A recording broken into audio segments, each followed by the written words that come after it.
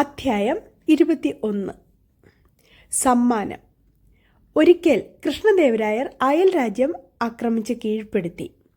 വിജയം ആഘോഷിക്കാനായി ചക്രവർത്തി വിപുലമായ പരിപാടികളാണ് ഒരുക്കിയത്. അദ്ദേഹം കൊട്ടാരത്തിലെ എല്ലാ ജോലിക്കാർക്കും ദർബാർ അംഗങ്ങൾക്കും പടയാളികൾക്കും സമ്മാനം കൊടുക്കാൻ തീരുമാനിച്ചു. അതിനായി നിരവധി വസ്തുക്കൾ അദ്ദേഹം ദർബാറിൽ നിരത്തിവെച്ചു. നിങ്ങൾക്ക് ഇഷ്ടമുള്ള ഏത് സമ്മാനവും എടുക്കാം, പരിപാടിയുടെ അവസാനം ചക്രവർത്തി പ്രഖ്യാപിച്ചു.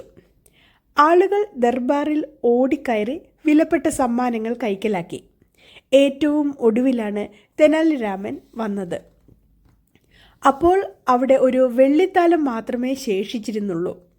ദർബാറിലെ അംഗങ്ങൾക്ക് അത് കണ്ടപ്പോൾ സന്തോഷമായി. ഇത്തവണ തെനാലി രാമന് അബദ്ധം പറ്റി. തങ്ങൾക്കെല്ലാം വിലപിടിപ്പുള്ള ആഭരണങ്ങളും രത്നങ്ങളും കിട്ടിയപ്പോൾ തെനാലി രാമന് വെറുമൊരു വെള്ളിത്താലം മാത്രം. ഒരു തവണയെങ്കിലും തെനാലി രാമന് അബദ്ധം പറ്റുന്നത് കാണാൻ കൊതിക്കാത്തവർ ആ ദർബാറിലുണ്ടായിരുന്നില്ല.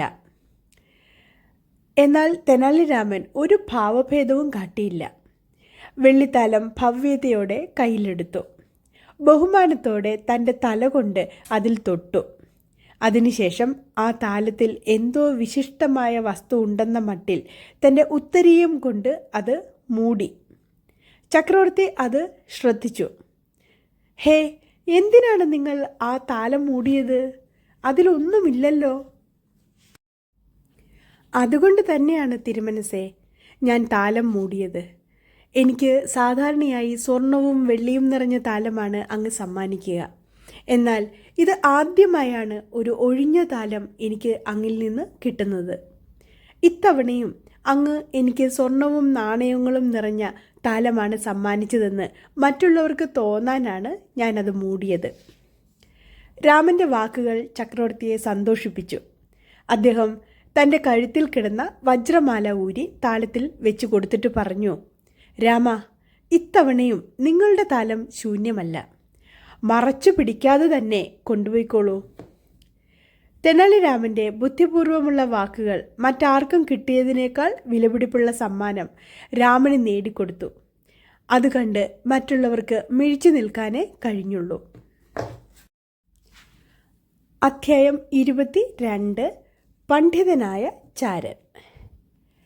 ബിജാപൂർ സുൽത്താൻ കൃഷ്ണദേവരായരുടെ ശത്രുവായിരുന്നു.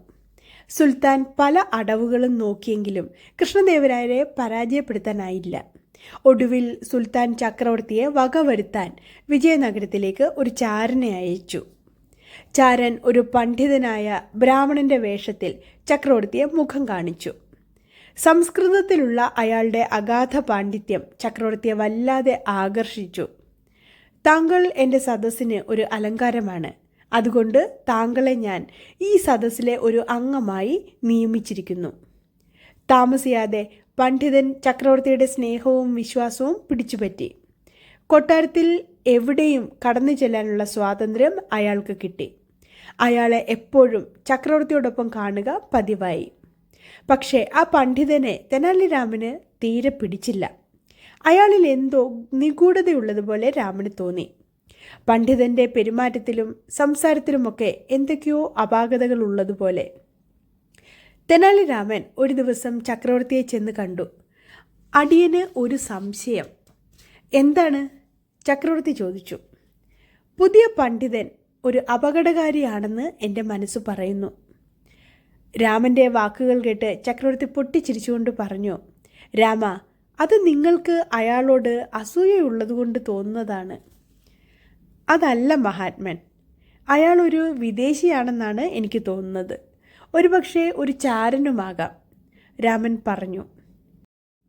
വെറുതെ പറഞ്ഞതുകൊണ്ടായില്ലല്ലോ, തെളിവുണ്ടോ? ചക്രവർത്തിക്ക് കോപം വന്നു. തെളിവൊന്നുമില്ല, പക്ഷേ അങ്ങ് സമ്മതിക്കുകയാണെങ്കിൽ അടിയനൊരു പരീക്ഷണം നടത്തി നോക്കാം, രാമൻ പറഞ്ഞു. സമ്മതിച്ചിരിക്കുന്നു. പരീക്ഷണത്തിൽ പരാജയപ്പെട്ടാൽ രാമൻ്റെ തല കഴുത്തിലുണ്ടാവില്ല, ഓർത്തോളൂ. സമ്മതം. ഇന്ന് രാത്രി എന്നോടൊപ്പം അങ്ങ് പണ്ഡിതൻ്റെ വീട് വരെ വരണം, രാമൻ അപേക്ഷിച്ചു. ചക്രവർത്തി സമ്മതിച്ചു. രാത്രിയായപ്പോൾ രാമനും ചക്രവർത്തിയും പണ്ഡിതൻ്റെ താമസ സ്ഥലത്തേക്ക് പുറപ്പെട്ടു. രാമൻ കയ്യിൽ ഒരു കുടം വെള്ളം കരുതിയിരുന്നു. അതിൽ ഏതാനും തവളകളും ഉണ്ടായിരുന്നു. എന്താണിതൊക്കെ? ചക്രവർത്തി ചോദിച്ചു. അങ്ങ് കാത്തിരുന്ന് കണ്ടോളൂ. അവർ ചെല്ലുമ്പോൾ പണ്ഡിതൻ നല്ല ഉറക്കത്തിലായിരുന്നു. തെനാലി രാമൻ കുടത്തിലെ വെള്ളം പണ്ഡിതൻ്റെ തലയിലൂടെ കമഴ്ത്തി. ഞെട്ടി ഉണർന്ന പണ്ഡിതൻ്റെ പുറത്തുകൂടി തവളകൾ തലങ്ങും വിലങ്ങും ചാടി.